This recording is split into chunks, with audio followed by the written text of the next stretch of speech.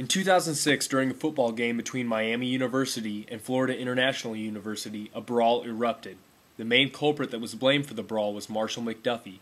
He was labeled a dirty player and was never going to be allowed to play football again.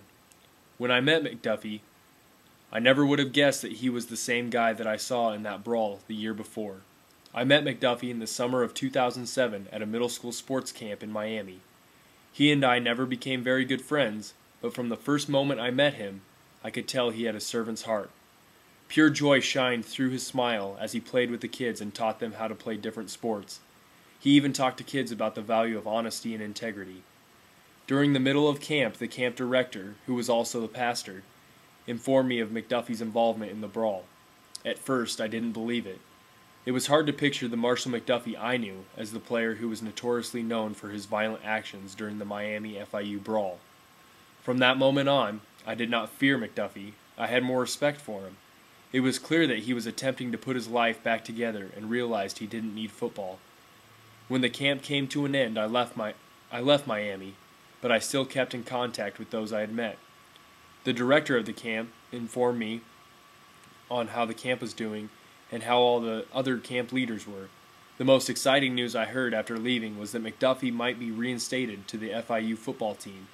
According to the camp director, McDuffie had to plead his case to the newly hired head coach and the school's athletic director.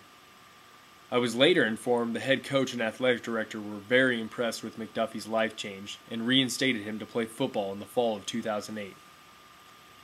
Even after McDuffie's good news, he kept on his service.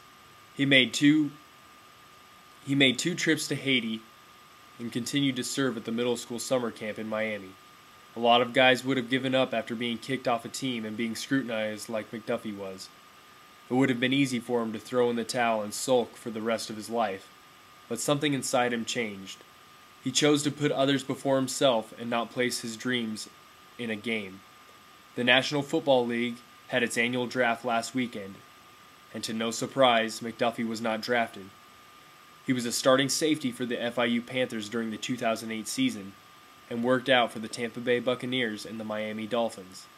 Even though he did not get selected in the NFL draft, all of McDuffie's hard work paid off. McDuffie has recently signed a free agent contract with the Buccaneers and will be competing for a spot on the team. In an article by Joe Johnston of the Tampa Bay Tribune, McDuffie said, "Away from football, I had the time to devote to other causes that opened my eyes. Now I'm on the right track. Every day is a lesson. You can quit or keep going. I chose to keep going." The video footage of the Miami FIU brawl is still shocking, but instead of viewing a thug kicking another player while he was down, I see a man who made a mistake, but chose to change his life rather than continue being a thug.